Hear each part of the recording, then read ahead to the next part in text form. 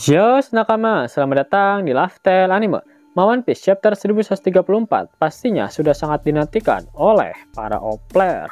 Akhirnya Luffy bisa menguasai wujud Nika sepenuhnya. Kekuatan imajinasi tanpa batas yang membagongkan membuat kekuatan Luffy semakin overpower. Penasaran kan dengan cerita lengkapnya? Eits. Sebelum kalian menikmati videonya, jangan lupa klik tombol like-nya ya. Hayo, dah belum like dari kalian akan menambah semangat Mimin untuk memberikan informasi mengenai One Piece pada nakama player sekalian. Dan tuliskan di kolom komentar dari kota manakah kalian berasal. Siapa tahu ada yang jodoh kan? Hahaha. Satu lagi, bagi kalian pencinta boba uhuy bisa banget join membership channel ini. Kalau membernya rame gas, kita buat grup tele khusus pembahasan One Piece. Plus selingan boba uhuy pastinya. One Piece terbaru melanjutkan apa yang terjadi sebelumnya. Pertemuan kembali antara Saul dan Robin menjadi momen yang sangat emosional. Saul kemudian mengundang Nico Robin dan seluruh kru bajak laut topi jerami untuk melihat perpustakaan miliknya yang dia namakan sebagai Perpustakaan Burung Hantu. Perpustakaan yang berisikan buku-buku milik para sarjana Ohara yang berhasil mereka selamatkan ketika pulau mereka di bumi hanguskan oleh pemerintah dunia, di mana Robin pasti akan sangat senang melihatnya karena keinginannya untuk bertahan hidup selama ini tidaklah sia-sia.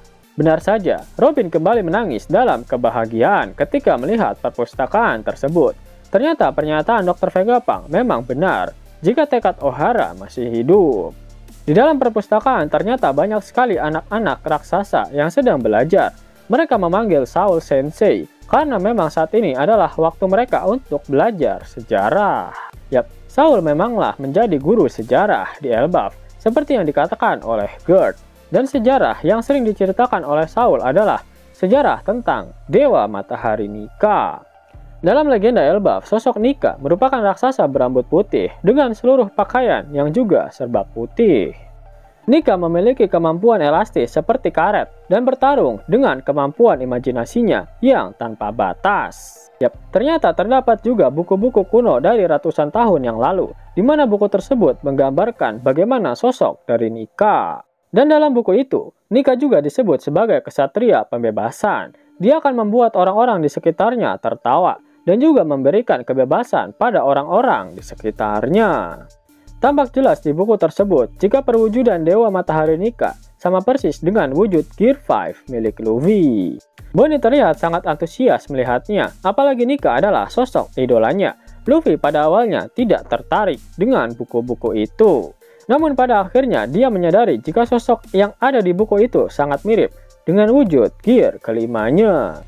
Luffy pun baru sadar mengapa para raksasa dan Bonnie memanggilnya dengan nama Nika ketika dia berada dalam wujud bebasnya itu.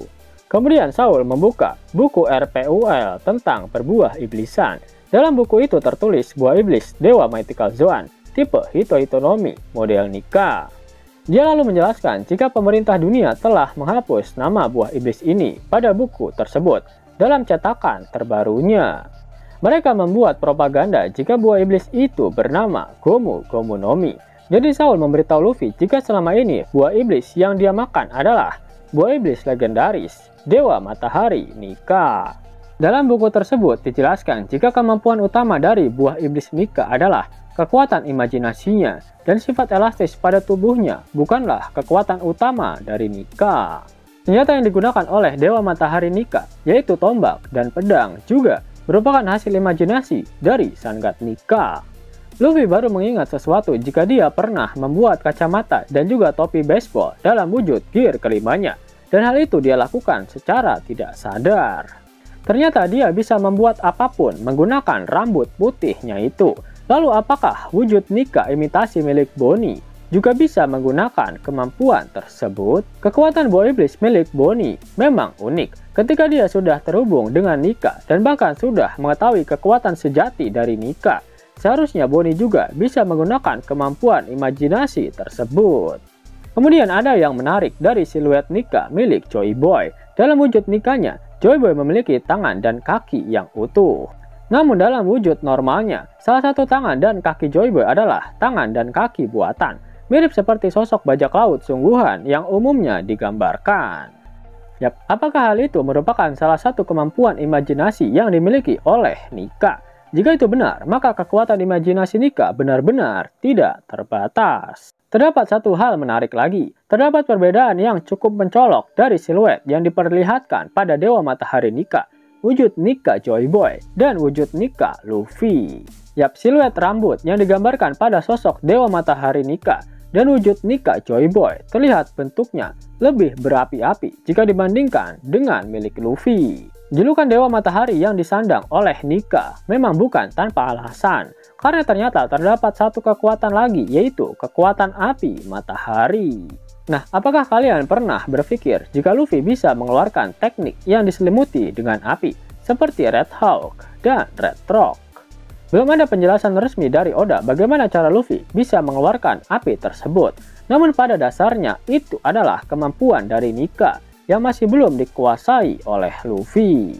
Dan hal inilah yang sangat ditakuti oleh para Gorosei. Pada arc Egghead, mereka tak ingin Luffy menyadari jika dirinya adalah perwujudan Dewa Matahari Nika. Mereka tak ingin Luffy mengetahui kemampuan maksimal yang dimiliki oleh Nika, karena ternyata api yang dimiliki oleh Nika dapat menggugurkan teknik regenerasi yang dimiliki oleh para Gorosei. Ingat, jika Saturn mati terbakar oleh api hitam milik Im Sama, hal yang memang saling bertolak belakang dengan kemampuan api hitam yang dimiliki oleh Im Sama.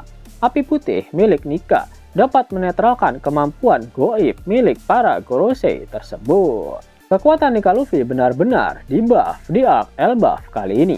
Mengingat Elbaf adalah tempat asal muasal dari legenda Dewa Matahari Nika, pastinya akan ada banyak referensi dan bukti-bukti sejarah tentang kehebatan Dewa Nika di Elbaf. Di mana salah satu bukti nyata dari kekuatan Nika di masa lalu adalah pedang super raksasa yang menancap di pohon harta Adam yang menjulang dari dunia matahari sampai ke Underworld. Adalah pedang yang dahulu berasal dari hasil imajinasi Nika. Bayangkan saja, Luffy dalam wujud gear kelimanya dapat membuat pukulan super besar, yaitu Bajrangan, yang bahkan ukurannya sama dengan Pulau Onigashima. Jadi tidak akan mengagetkan jika Dewa Matahari Nika dari bangsa Elbaf yang merupakan sosok raksasa dapat membuat pedang super raksasa seperti itu. Arc Elbaf pastinya akan sangat membagongkan dan tentu saja sangat menarik untuk kita nantikan. Kalian yang lagi cari kaos One Piece keren, bisa kepoin desainnya sambil nonton video ini. Klik aja di bagian lihat produk di layar device kalian. Ghost! Mau dapat uang hingga 50.000 gratis dan bisa langsung ditarik? Buka tabungan di aplikasi Neobank sekarang juga. Karena di aplikasi ini kalian bisa dapatkan banyak uang tunai gratis. Serta banyak sekali diskon-diskon menarik yang bisa kalian dapatkan. Gaskan! Link ada di kolom deskripsi ya nakama. Dan namun sebelum Mimin masuk ke dalam pembahasannya, Laskar Anime yang berkolaborasi dengan Misfit Society kembali mengeluarkan kaos terbaru nih, yaitu desain Zoro dalam mode Asura loh. Keren banget pokoknya. Gak percaya? Silahkan dicek di short videonya.